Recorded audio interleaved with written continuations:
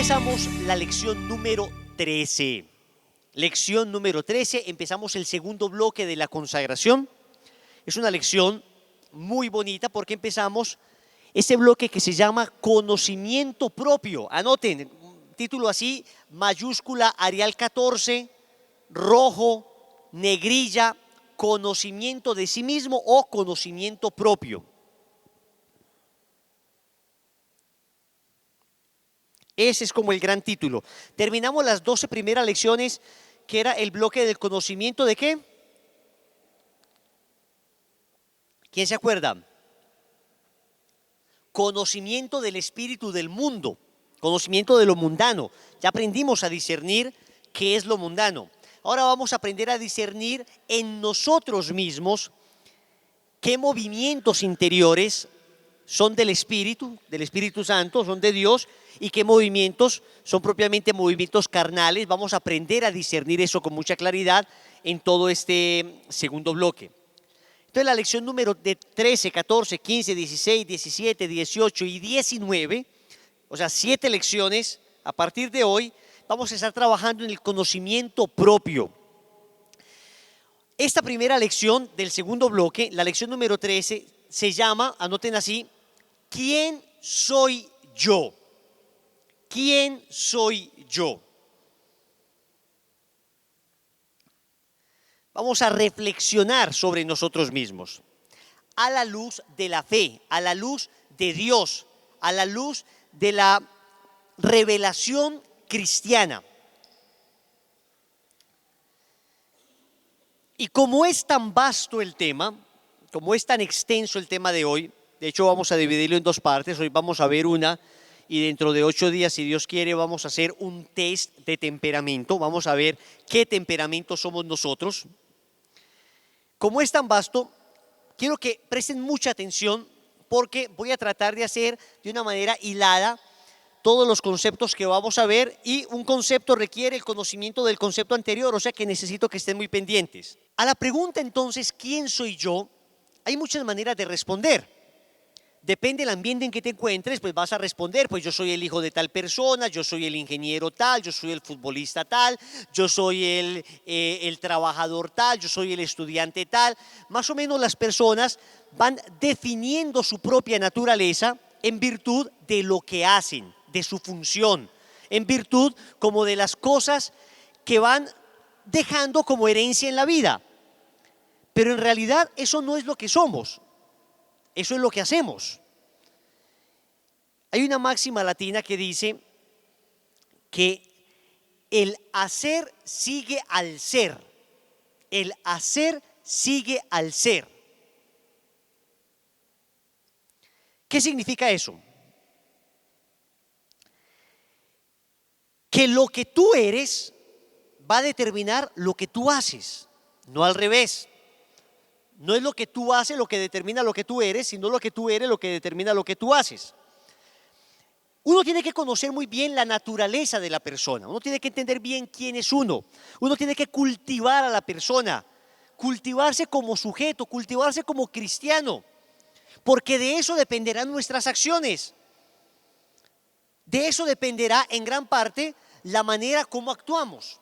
Por eso hay que comprender muy bien quién somos en realidad, para de ahí poder comprender lo que debemos hacer. Porque eso que debemos hacer, repito, responderá a lo que somos. Entonces, vamos a ver con un ejemplo sencillo de qué estoy hablando. De todas las cosas, o de prácticamente todas las cosas, conocemos el origen, de dónde proviene. Conocemos la naturaleza, qué es. Conocemos la funcionalidad, para qué sirve. Y conocemos el destino, dónde termina. Más o menos de todo conocemos eso, ¿no? Entonces, hablemos de un computador. Sabemos el computador, el origen del computador, pues la empresa que lo desarrolló. Hewlett Packard, puede ser Apple, puede ser Toshiba, puede ser una cantidad de empresas que se encargan de crear estas máquinas, ¿no? Entonces conocemos de dónde proviene. Ahora, ¿qué es? Yo puedo saber que Toshiba desarrolla computadores, pero bueno, y esto para qué sirve? ¿Qué es la naturaleza en realidad? Más que para qué sirve la naturaleza. ¿Qué es un computador?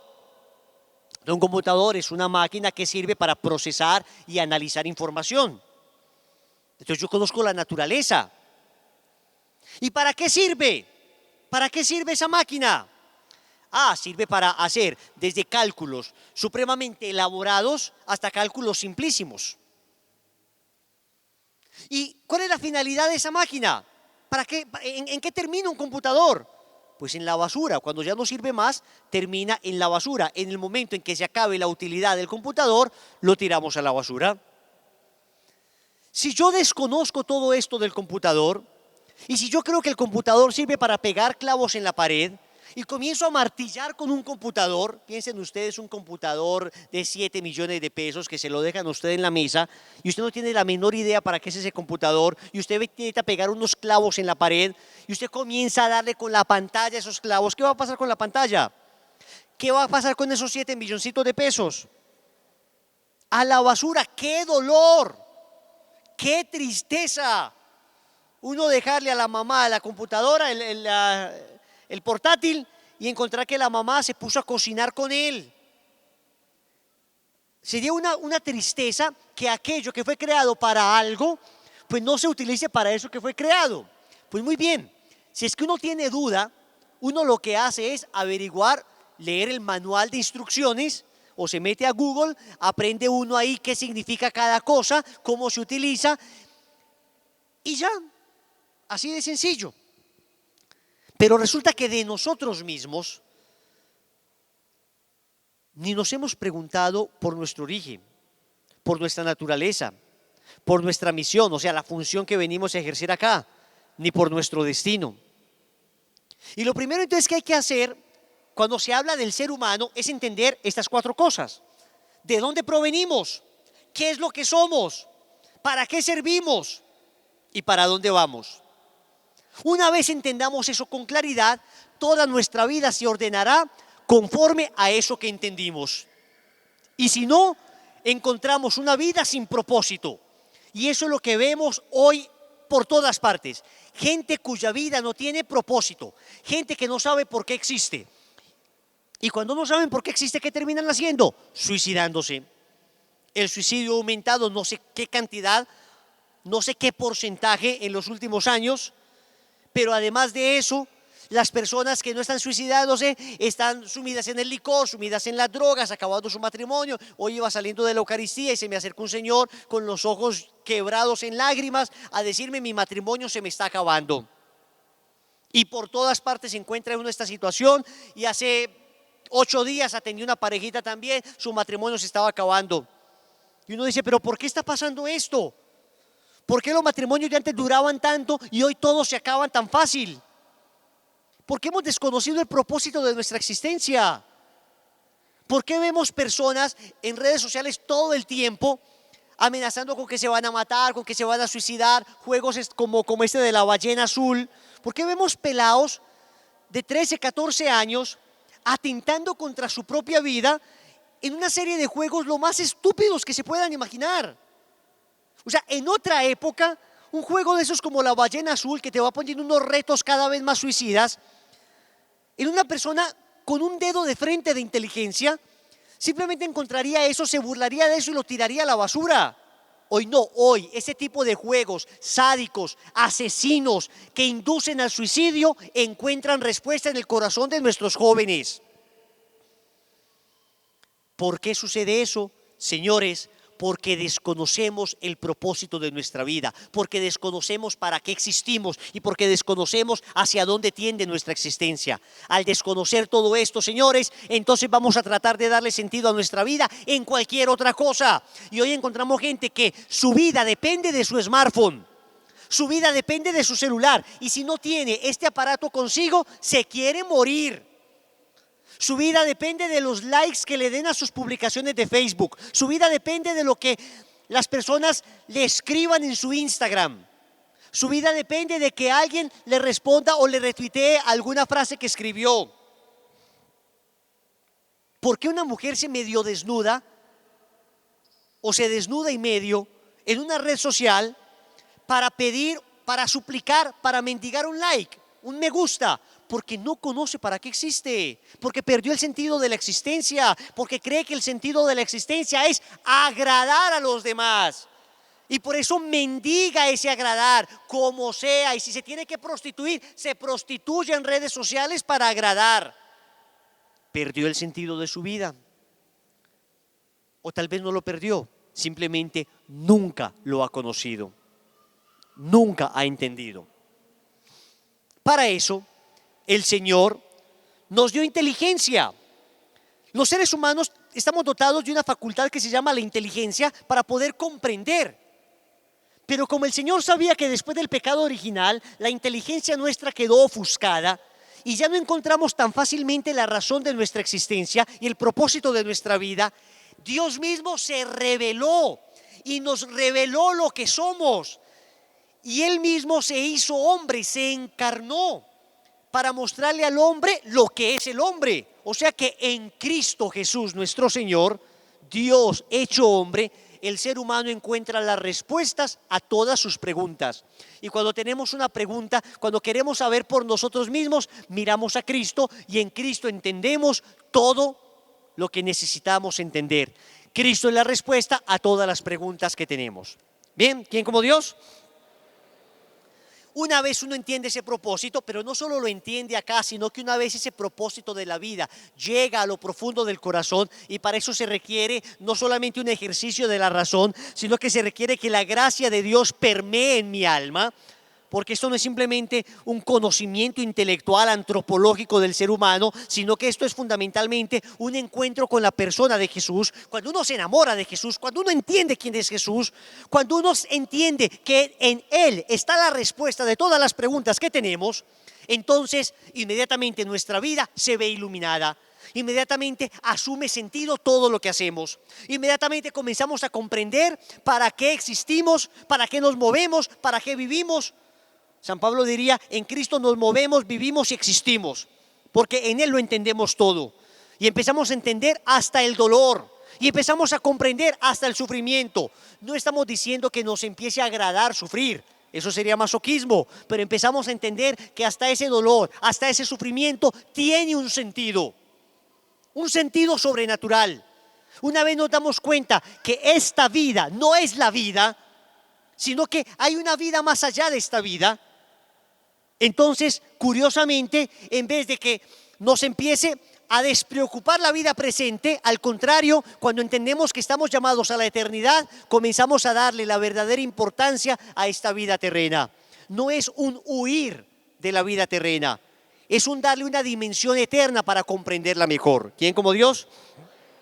Entonces vamos a dar una serie de respuestas sencillas, porque es que Dios no iba a complicar lo que necesitábamos saber para poder existir y para podernos salvar.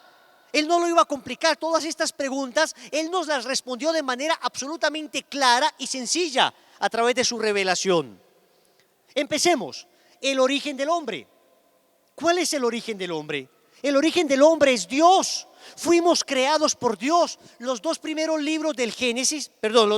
capítulos del Génesis son nada más y nada menos que la explicación teológica del origen del hombre. Dios nos creó, fuimos creados por Dios. Bien, eso es importante entenderlo.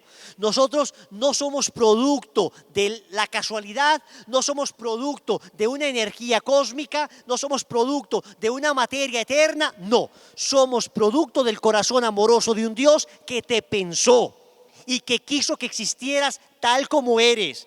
Wilson, y si mis papás me concibieron en medio de una traba o en medio de una borrachera, tus papás son simplemente, escúchame bien, instrumentos de tu creación, pero ellos no son la voluntad creadora. La voluntad creadora es Dios. Por consiguiente, independientemente de la circunstancia en que haya sido concebido, y eso nos tiene que llenar de esperanza, señores, y eso nos tiene que llenar y maravillar el corazón, porque es que en medio de esa borrachera pudiste no haber sido concebido, en medio de esa violación pudiste no haber sido concebido, En medio de esa traba de tus papás, pudiste no haber sido concebido y sin embargo Dios quiso que existieras. No estoy diciendo que Dios quiso la manera en que te concebiste. No, no, no. Esa manera que en ocasiones fue brutal, que en ocasiones, pensemos en el caso de una violación, Dios nunca quiso esa violación, pero Dios, que es capaz de sacar de lo malo, como la crucifixión de su Hijo, algo bueno, como la redención de la humanidad, fue capaz de sacar de esa violación o de esa relación irresponsable de tus padres algo bueno que es tu vida, que es una bendición, que es una maravilla. Existir es un regalo de Dios. ¿Quién como Dios? Entonces, ¿cuál es nuestro origen? Dios. De Dios venimos. Él nos creó. Utilizó como instrumento, como causa instrumental a nuestros padres, pero Él es la causa primera, dice Santo Tomás de Aquino. Él es la causa primera. Bien, entonces somos criaturas de Dios. Eso significa que no somos Dios, pero además significa, al ser creados, que debemos a ese creador no solamente la existencia desde el primer momento, sino la existencia permanente. Es decir, Dios sostiene tu existir. Sostiene tu existir. Si Dios dejara de pensar en mí o en ti un instante, no es que tú te mueras. No, no, no. Es que dejas de existir. Si Dios dejara de pensar en ti por una milésima de segundo, no es que caeríamos muertos, no, no, haga de cuenta que las fotos donde estás desaparecerías tú. Toda huella que hayas dejado en la creación se extinguiría. Eso es lo que se llama la providencia de Dios. Dios sostiene nuestra existencia. Piensa todo el tiempo en nosotros y eso es muy lindo saberlo. Porque en los momentos de mayor depresión, de mayor tristeza, de mayor angustia, saber que sigo existiendo es tener la certeza de que Dios sigue pensando en mí. ¿Quién como Dios? Muy bien, origen, Dios. Venimos de Dios, somos criaturas de Dios. Naturaleza, ok, ¿qué es lo que somos nosotros? ¿Cuál es nuestra naturaleza?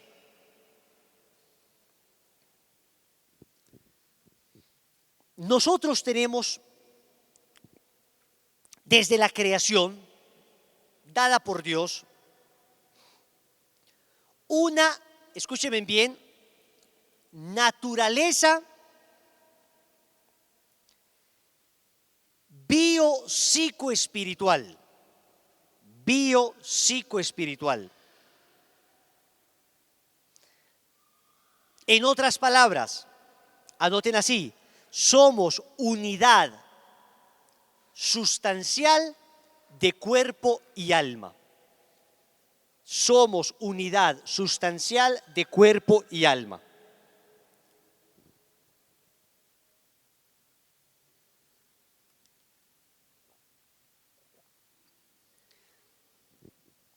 ¿Y qué es lo bueno en nosotros, el cuerpo o el alma? El alma, o sea que el cuerpo es malo.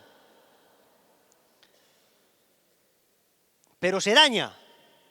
Y el alma también se daña muy feo. ¿No han visto almas dañadas? Gente perversa en su corazón. El cuerpo y el alma forman en el hombre una unidad. O sea, el hombre es alma y el hombre es cuerpo. No es que sea una parte alma y una parte cuerpo, sino que él es una unidad de cuerpo y alma. Y por consiguiente, ambas cosas, tanto cuerpo como alma, son un regalo de Dios. No son dos principios separados, es un solo principio. Cuerpo y alma, unidad sustancial. ¿Por qué les digo esto? Porque cuando estábamos en el mundo, corríamos el riesgo, antes de empezar nuestro camino de conversión, de solo importarnos lo que beneficiara nuestra corporeidad. Entonces, placer, gimnasio, dietas, farras, sexualidad desordenada, todo lo que implicara disfrute de los sentidos. Pero cuando una persona empieza la conversión, puede correr el riesgo de que empiece a importarle solo lo que afecta su vida espiritual y su alma. Y entonces comienza como a pensar que todo lo corporal es despreciable. Y comienza como a pensar que entonces todo lo físico es malo, porque con el cuerpo era que pecaba antes, piensa él, aunque en realidad uno peca con el cuerpo y con el alma.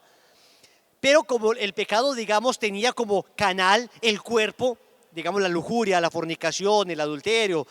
Entonces creía, esto era lo que me hacía pecar, entonces yo me dedico a mi alma, y encuentras gente que empieza un proceso de conversión y se descuidó completamente en términos humanos, en términos corpóreos, a la manera más brutal. O sea, te encuentras a la señora, pues, que empezó su proceso de conversión de falda larga y pata peluda, axila peluda, diente peludo, todo lo peludo que te quieras imaginar, y ahí, por supuesto, que no hay un equilibrio en esa unidad biopsicoespiritual, en esa unidad de cuerpo y alma. Ser católico significa entender que tanto mi cuerpo como mi alma son un regalo de Dios.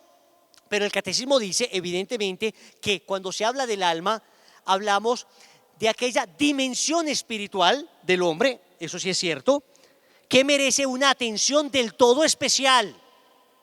Del todo especial. Amamos nuestro cuerpo, sí. Cuidamos nuestro cuerpo, sí. Pero damos a nuestra alma una atención del todo especial. ¿Y esto por qué? Señores, porque incluso podríamos estar dispuestos a sacrificar nuestra vida biológica con tal de salvar nuestra alma. No teman, dice el Señor, al que puede mataros, al que puede matar vuestro cuerpo. Temed más bien al que puede echar alma y cuerpo al infierno. ¿Se acuerdan que lo dice el Señor? Entonces, a lo que se refiere el Señor es, a ver, quien quiera salvar su vida física, la perderá, pero el que pierda su vida física por mi causa, la hallará. Llega una persona en ese momento y dice, ¿cuáles son los católicos que van a morir por Jesús? Y usted dice, hay que cuidar el cuerpo muy bien. Que salga Wilson. Ese barbado es el que dice que es católico.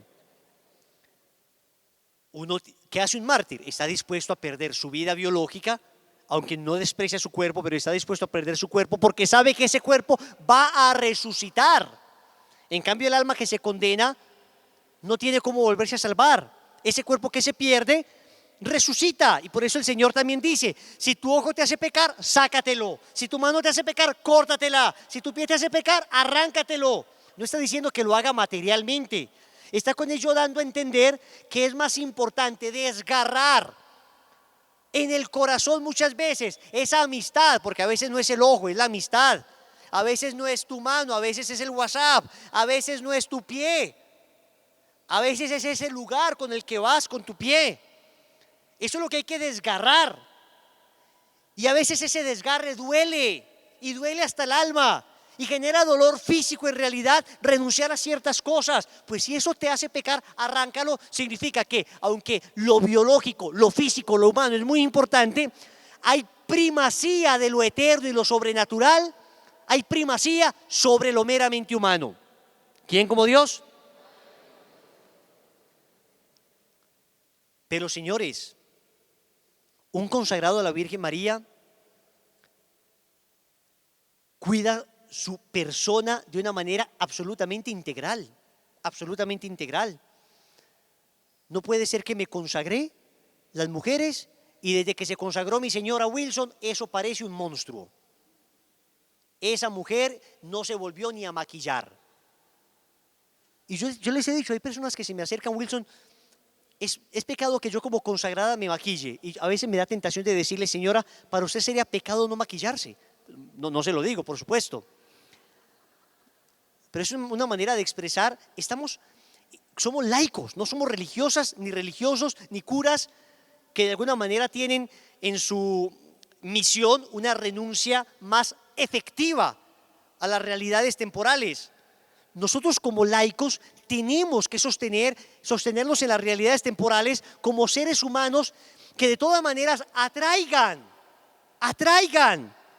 Entonces ustedes de su realidad meramente humana tienen que atraer. A mí me encanta ver personas consagradas bien puestecitas en su sitio. Y no me refiero acá a lujo, no me refiero a ostentación, me refiero a limpieza, me refiero a pulcritud, me refiero a elegancia. Eso está muy bien. Y que además se cultive en las artes humanas. Qué bueno escuchar un buen músico.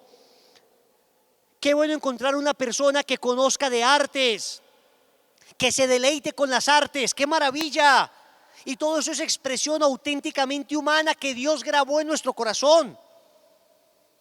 Los protestantes de alguna manera han caído en el dualismo de separar todo lo que sea humano, y por eso en ellos, por lo menos en las sectas protestantes, tú no ves grandes desarrollos artísticos, pero en cambio en la fe cristiana católica toda la Edad Media está llena de las más grandes y extraordinarias expresiones de arte humano.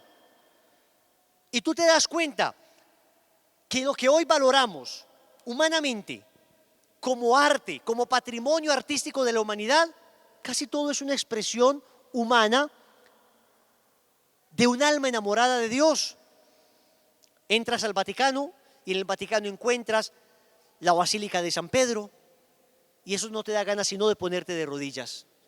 Y entras y a la derecha encuentras la Pietà de Miguel Ángel, la Piedad de Miguel Ángel, una de las 3 piedad que hizo, creo que la hizo cuando tenía 19 años.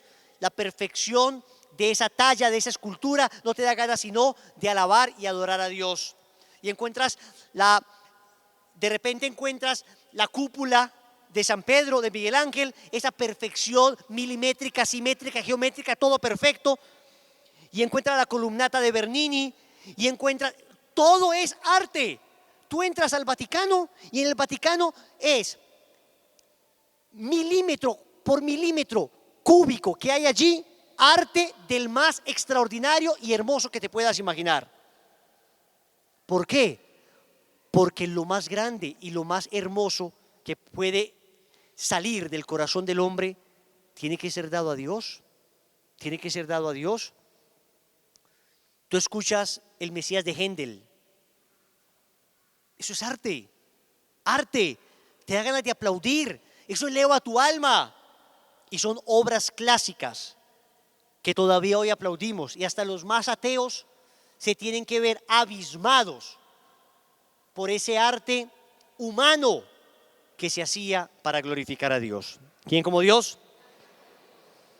Entonces, señores, no es que se me van a consagrar a la Virgen María y se les olvidó todo aquello que no sea exclusivamente fe. No, es que la fe tiene que llenar y tiene que permear todos los ambientes humanos y todos los ambientes artísticos y todos los ambientes temporales en que vives. ¿Quién como Dios? Muy bien. Entonces ya dijimos que Dios nos dotó de una naturaleza a la vez corpórea, nuestro cuerpo, y a la vez espiritual, nuestra alma. Pero además hay que decir que nos dotó de entendimiento. Los seres humanos tenemos capacidad de comprender. El entendimiento, tú entiendes las cosas y Dios te dio el entendimiento para que con tu inteligencia busques la verdad. Anoten eso. Dios nos dio inteligencia para encontrar la verdad. Para eso nos dio Dios la inteligencia.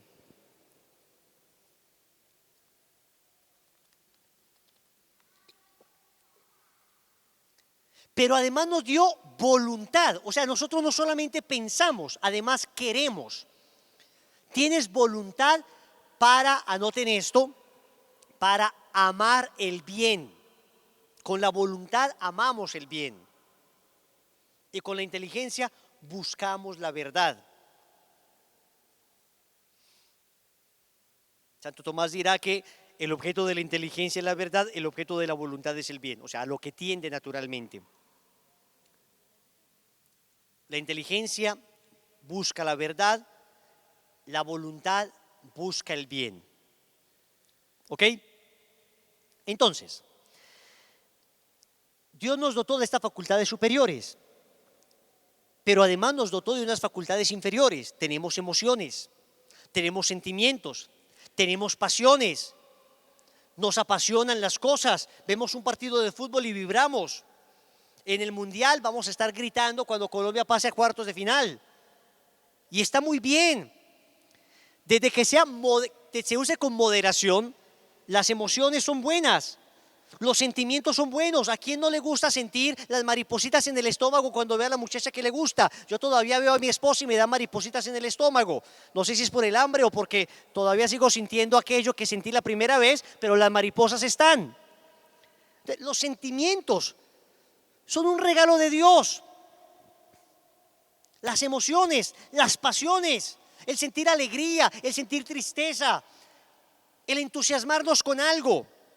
Pero atentos, pasiones, emociones y sentimientos son facultades inferiores. Deben estar ordenadas por la razón y ordenadas por la voluntad. Entonces, ¿qué es lindo enamorarse? Claro que sí es lindo enamorarse, pero ¿es lindo que te enamores del padre de la parroquia? No, no es lindo que te enamores del padre de la parroquia. Entonces tú tienes un sentimiento que es lindo enamorarme, pero de repente tu razón te dice, no, él es consagrado, no lo toques. Carne de cura, indigesta, decían las abuelas, ¿se acuerdan? Así decían, y decían muy bien. Carne de cura, indigesta. Entonces yo tengo unos sentimientos que debo ordenar desde la razón. Y entonces mi razón me dice, a un hombre casado, le dice, esta mujer tan guapa que no es mi esposa, empieza a tener un sentimiento hacia ella, hacia la compañera de trabajo. Ay, qué lindos los sentimientos. Wilson nos dijo que fuéramos auténticamente humanos en la consagración y que amáramos a todas. Pere, hermano.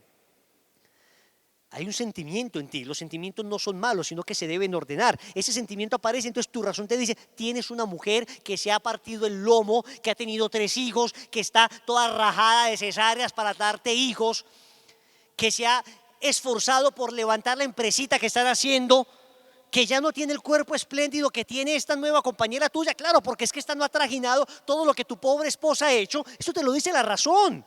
Mientras te da cachetadas y te dice, no seas estúpido. ¿Cómo vas a desperdiciar esa mujer fiel y buena que ha estado así todo el tiempo? Eso te lo dice la razón. Pero a veces el sentimiento es una cabra salvaje. Y el sentimiento dice, no, que va, no pasa nada. Una canita al aire. Ahí es donde la voluntad dice, no. Pero la voluntad sola no es capaz. Si usted no está en vida de oración, si usted no está comulgando, si usted no está rezando el rosario, si usted no se está confesando, ahí es donde viene la gracia. Porque es que los sentimientos después del pecado original, los sentimientos, las pasiones y las emociones se desordenaron y ya no obedecen a la razón. Y la razón ya no obedece a Dios. Entonces Cristo nos redime para darnos la gracia que recibimos en los sacramentos, que recibimos en la oración, que recibimos cuando vamos a misa y comulgamos, que recibimos cuando nos confesamos, que recibimos cuando rezamos el rosario.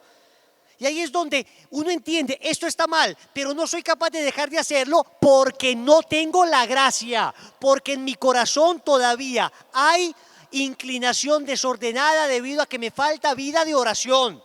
Pero cuando tú empiezas a orar, te das cuenta que la tentación está ahí, pero tú eres más fuerte que la tentación y ordenas esa tentación, la sometes a la voluntad de Dios. Y una vez sometida esa tentación a la voluntad de Dios, una vez sometida esa tentación a lo que Dios quiere, entonces esa tentación no tiene fuerza contra ti. ¿Quién como Dios? Ya dijimos entonces que el origen del hombre es Dios. Estamos hablando de la naturaleza del hombre y decimos que tiene una naturaleza material y una naturaleza espiritual, cuerpo y alma.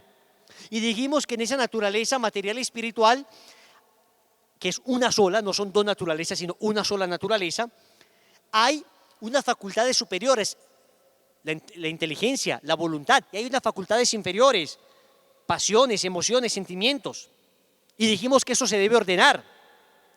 Pero además hay que entender, para entender quiénes somos dentro de nuestra naturaleza, que además Dios nos hizo hombre y mujer. Eso hace parte de nuestra naturaleza. Eso no es una construcción cultural. Eso no es una cosa que yo pueda cambiar como me cambio la camisa. Ya vimos una charla completa sobre ideología de género. Hace parte de mi identidad el ser hombre y hace parte de tu identidad el ser mujer. O sea, yo pienso a lo hombre y tú piensas a lo mujer. Yo rezo a lo hombre y tú rezas a lo mujer. Eso determina la manera en que actuamos. Repito, no es simplemente una construcción cultural, no. Que es que la realidad física, el fenotipo, lo que aparece, el genotipo, la realidad genética, la realidad psicológica, todo es distinto en el hombre y en la mujer. Y eso hace parte de la naturaleza que Dios nos dio. Entonces fuimos creados hombres y mujeres que se complementan entre sí. Diferentes, claro que diferentes, maravillosamente diferentes. ¿Para qué? Para ser complementarios. Estamos llamados a ser diferentes para que en esa diferencia nos complementemos. Esa igualdad absurda que busca la ideología de género, que ya no es igualdad en derechos y deberes, que esa igualdad estamos de acuerdo que se tenga, sino igualdad incluso en apetitos, incluso en manera de razonar, igualdad incluso en aspecto físico. Esa igualdad no. Porque ahí es donde se encuentra, en esa diferencia se encuentra la complementariedad. ¿Quién como Dios? Origen, Dios, la creación. Naturaleza del hombre, una naturaleza biopsicoespiritual, una naturaleza por una parte material en cuanto al cuerpo y espiritual en cuanto al alma, pero muy claramente distinguida en hombre y mujer. Pero atentos con esto, y con esto concluyo el tema de la naturaleza. Nuestra naturaleza humana, si fuera solo lo que les acabo de decir, estaría condenada al abismo. ¿Por qué? Porque Adán y Eva, nuestros primeros padres, pecaron y al pecar hirieron nuestra naturaleza humana. Al herir nuestra naturaleza humana, el ser humano ya no era capaz de encontrar a Dios. Esa huella que Dios había grabado en el corazón del hombre para que le encontrara estaba perdiéndose. Y vino Cristo, nos redimió Cristo. Y con la redención de Cristo nuestro Señor, a esa naturaleza nuestra le dieron un plus adicional. Se le dio un plus adicional a nuestra naturaleza humana. Se llama la naturaleza divina. Anoten, la vida de la gracia es la naturaleza divina en el hombre. Dios no quiso dar al hombre simplemente una naturaleza humana, sino que además nos dotó de una naturaleza divina. Nos dio como regalo la gracia. ¿Y qué es la gracia? Es que participemos de lo que Dios es. En otras palabras, Dios divinizó al hombre, nos divinizó. Y no solo nos divinizó como cuando una mamá dice que mi hijo es divino y le agarra el cachete y se lo deja colorado, tan divino. No, nos divinizó en el sentido estricto de la palabra. Nosotros participamos de la naturaleza de Dios. Somos divinos por la gracia, anoten eso. Somos divinos por la gracia. Y eso hace parte de nuestra naturaleza. Y no solo hace parte, sino que nos define. Ahora sí, cuando alguien te diga quién eres tú, le puedes responder sin temor: soy un hijo de Dios por la gracia.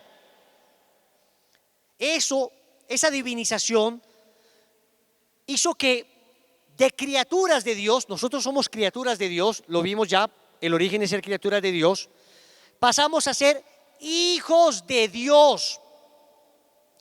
Hijos de Dios, eso es lo que somos.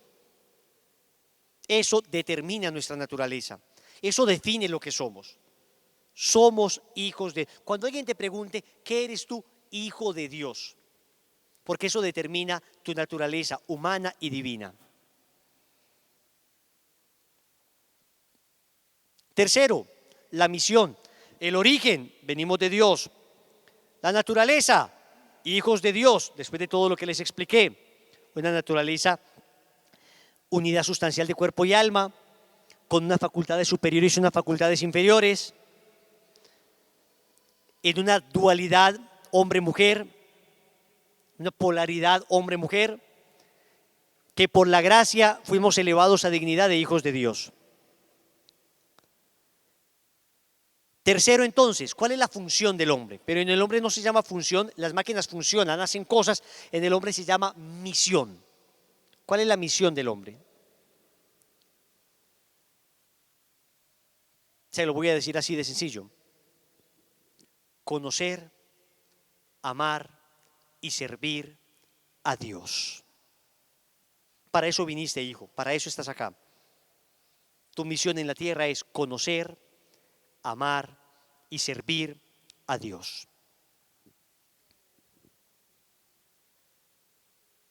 Conocer, entendimiento, conozco. Amar, voluntad, la voluntad ama. Servir con el cuerpo y el alma, el hombre y la mujer, a Dios. ¿Ven? Se ajusta perfectamente a nuestra naturaleza.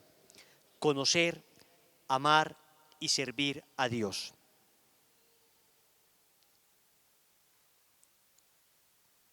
Eso es, en pocas palabras, la misión del hombre en la tierra, en pocas palabras, es ser santo. Anótenlo. La misión es ser santo.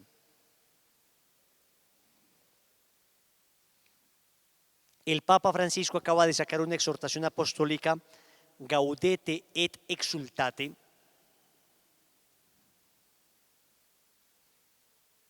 alegraos y exultaos, que es precisamente sobre la santidad. Se la voy a mandar al WhatsApp para que la lean, es muy fácil de leer, además que está escrita como ninguna otra exhortación apostólica, es como hablando en primera persona, te está hablando de frente a ti, es increíble, el Papa hablándote a ti, es muy bonita, donde el Papa dice, señores, usted no está llamado acá a ser ingeniero, médico, abogado, doctor, futbolista, nada. Usted está llamado a ser santo. Para eso existes. Y dice el Papa, y tal vez no vas a ser un santo de la alta alcurnia. El Papa utiliza una expresión bastante curiosa. Él dice, tal vez todos estamos llamados a ser santos de clase media. Clase media. Como para decir, hay unos santos pues de clase alta, un Francisco de Asís, que uno se compara con Francisco y no le da a uno sino ganas de llorar. Te comparas con algún santo, Madre Laura, ves los escritos de Madre Laura y uno es un polluelo. Pero el Papa dice, no, tal vez tú no estás llamado a ser un santo de esa talla, pero sí un santo de clase media. ¿Y de clase media sería como qué? Santa ama de casa, san chofer, ¿sí? San papá, santa mamá, santa señorita que atiende counter telefónico, santa barrendera, santa señora del servicio, san ingeniero, san trabajador del hueco, san santuariano, san marinillo, san granadino, san medellinense, san paisa. Un santo en la vida ordinaria, un santo cotidiano, un santo que hoy, en su realidad, sea capaz de irradiar a Dios en todo lo que hace. Por su manera de ser, y dice el Papa una cosa muy linda, el termómetro de la santidad es la caridad con el prójimo, la caridad con el prójimo. Y la caridad no necesariamente es dejarlo todo como Francisco de Asís, irse a servir a los pobres, algunos sentirán ese llamado y maravilloso. Pero la caridad es la manera como atiendes a tus clientes, la manera como tratas a tus hijos, la manera como amas a tu esposo, a tu esposa, la paciencia que le tienes a tus hijos cuando te irritan, cuando comen y devuelven la comida, cuando no quieren hacer tareas, cuando no se quieren levantar, a tu esposa, a tu esposo, cuando está irritado, cuando llega del trabajo exhausto, la manera como tratas a la gente que te rodea, cómo aconsejas a tus amigos, la compasión con que miras a las personas que están en la calle y que te piden una monedita, que aunque no tengas siempre para darle una moneda, por lo menos una palabra cortés, una palabra dulce, una palabra salida del corazón. La próxima, Monín, la buena, alguna palabrita, porniera que sea, pero que te salga del corazón, que haya caridad, que se note en tu mirada, en tus palabras, en tus gestos que Dios está allí. Pero es que eso no se logra gratuitamente, eso se logra con una sólida vida de oración, porque lo primero que sale de nosotros en medio de la irritación es el grito, es la burla, es la condena, es el juicio contra ese que es un drogadicto que me va a venir a pedir. Es el juicio contra ese esposo sinvergüenza que no sabe que estoy todo el día acá matándome, criándole los hijos.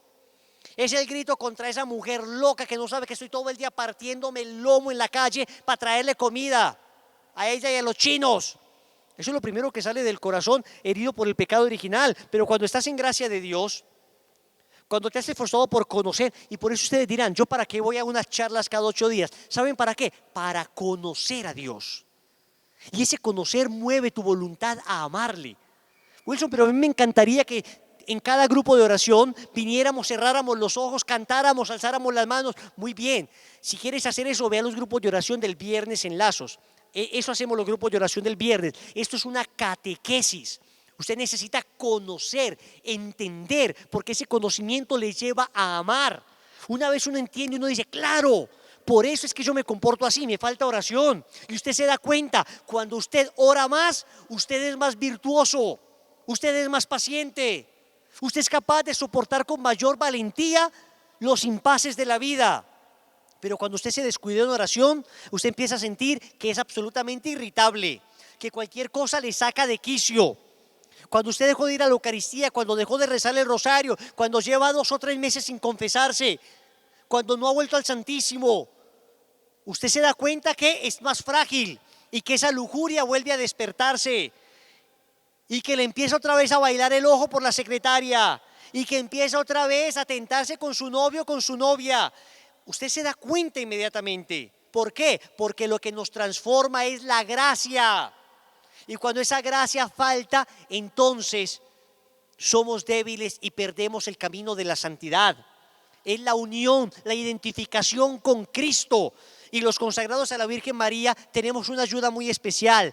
Nadie como la Virgen María se ha identificado con Cristo y nadie como ella nos puede enseñar a identificarnos con Cristo. Cuando tú estás consagrado, te das cuenta que ella te va llevando por el camino que es. Uno como consagrado casi que lo único que tiene que decirle a la Virgen María es: mamá, estoy en tus manos, encárgate tú. Y ella se va encargando de presentarte a las personas que necesitas, el consuelo que necesitas, la palabra que necesitas. Te pone a la gente en el lugar preciso.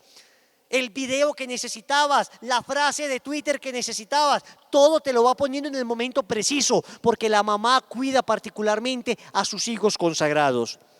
¿Quién como Dios? Es una belleza. Cuando uno se consagra, uno se da cuenta que la santidad propia no depende tanto del esfuerzo personal como de la docilidad, de dejarse conducir de una madre que siempre va a proporcionar todo lo que necesitamos para encontrar esa santidad. ¿Quién como Dios? ¿Y después de Dios? Muy bien, señores. Finalmente, hablamos de la naturaleza, del origen. ¿Y cuál es nuestro origen? Dios. Nuestra naturaleza, ¿cuál es nuestra naturaleza? Hijos de Dios. En resumen, digamos, hijos de Dios. De nuestra misión, ¿cuál es nuestra misión? La santidad, conocer, amar y servir a Dios. Cuarto, el destino del hombre. El destino del hombre.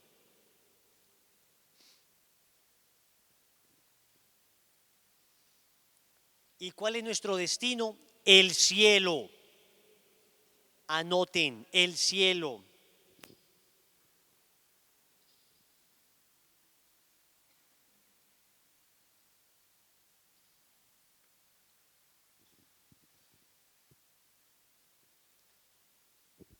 Nacimos para la eternidad. Nacimos para el cielo.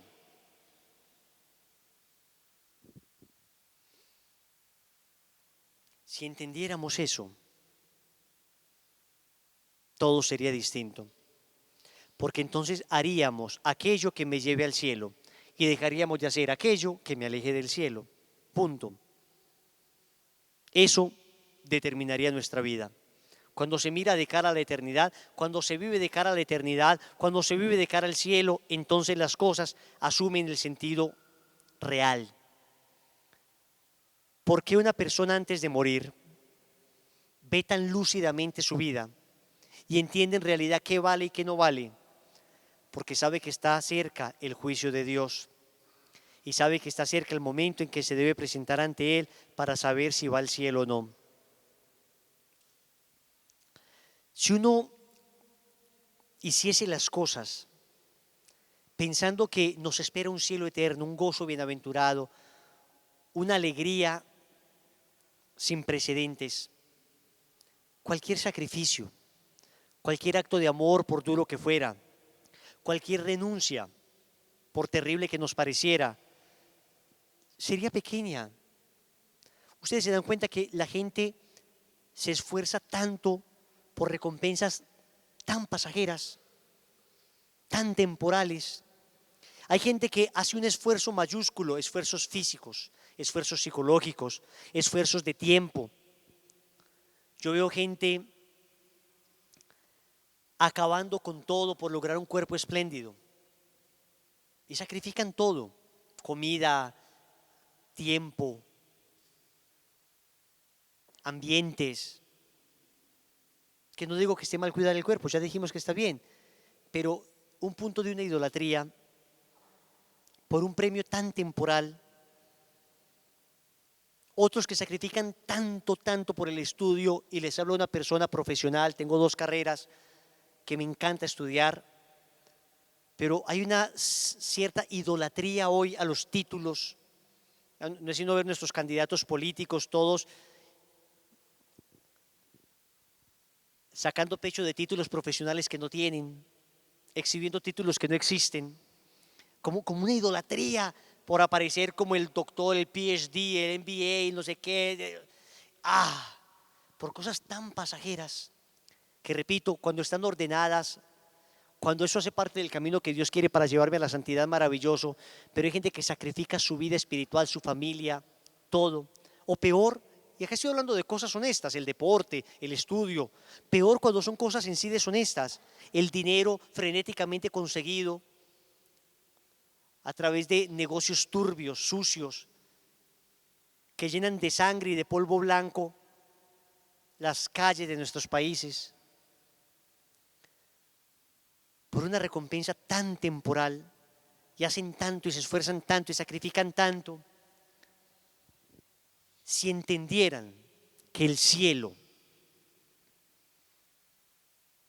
es todo lo que hemos anhelado durante nuestra existencia, que en el cielo está todo lo que deseamos, lucharíamos con frenesí, lucharíamos con mucha más energía y vitalidad para alcanzarlo, o más bien para dejarnos alcanzar por Él, porque ya Cristo nos lo dio en la cruz.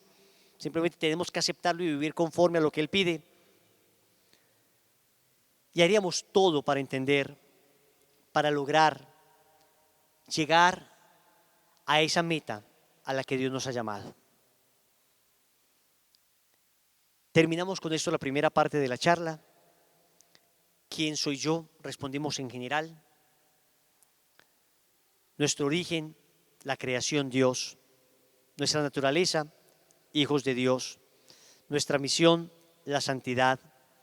Nuestro destino, el cielo. Pero yo no quisiera dejar pasar este momento sin que Tiara nos cuente un poquito de lo que ella ha vivido. Ven acá, mija.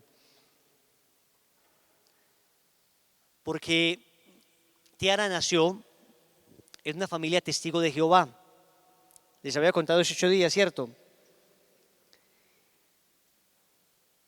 Y yo quisiera que ella nos cuente un poquito, ven acá, qué significó para ella brevemente en la vigilia pascual haber sido bautizada, hecho la primera comunión y confirmada también, y confirmada con sus 2 hijas. Yo quiero que nos cuente un poquito ella y escuchemos llenos de entusiasmo, porque ella nos está mostrando el camino al cielo, que nosotros ya habíamos vivido en él, pero tal vez nunca lo habíamos valorado tanto como lo valora ella. Vamos a darle un aplauso al Señor y a la Virgen por Tiara.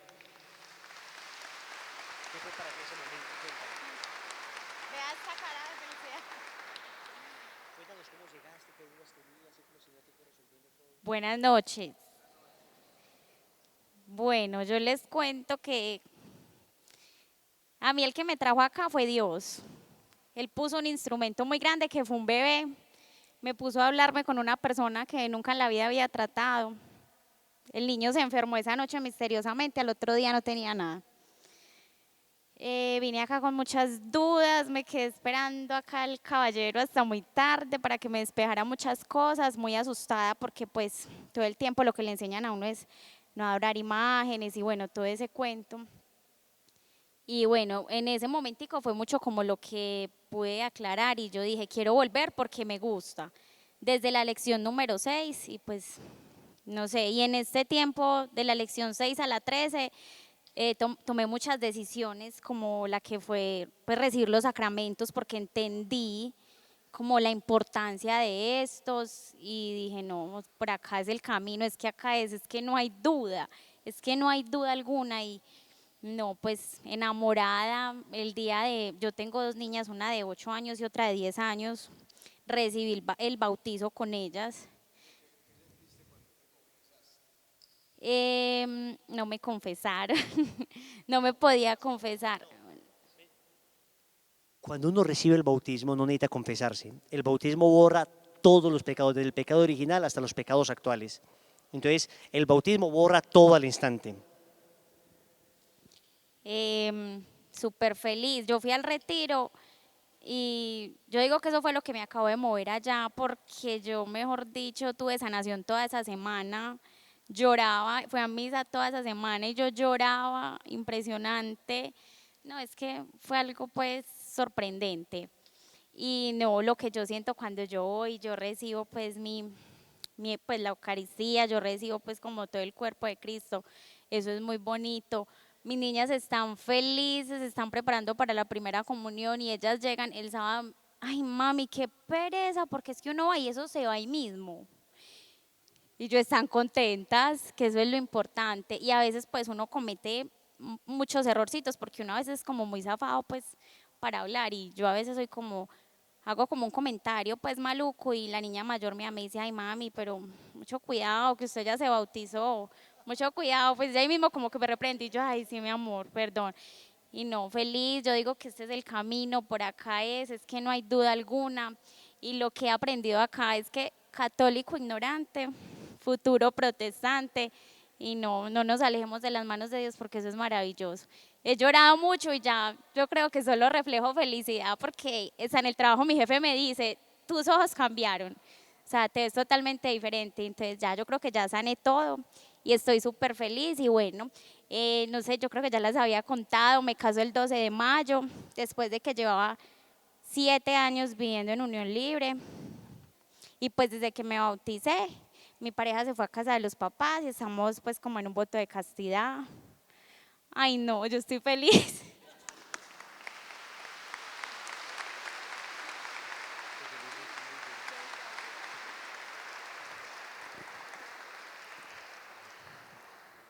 Miren qué belleza. Ella en el retiro, yo me acuerdo muy bien, lloraba por no poder recibir la comunión. Lloraba porque no podía comulgar. Y yo me preguntaba cuántos de nosotros comulgamos a la ligera y ni nos importa lo que comulgamos. Y ella con esa hambre de Eucaristía. Y miren lo increíble que le dice la niña, mamá, recuerde que usted ya es bautizada. Si esa expresión la tuviéramos en nuestro corazón día y noche, eso bastaría para ser santos. Porque lo que hagamos, oiga, recuerde que usted ya es bautizado. Por ser bautizado usted ya es hijo de Dios. Por ser bautizado usted tiene en sí la naturaleza divina. ¿Y saben qué es la consagración? En pocas palabras, tu hija resumió la consagración. La consagración se resume en esa frase: recuerde que usted ya está bautizado. O sea, usted no es un pagano, usted está bautizado y tiene que actuar como tal.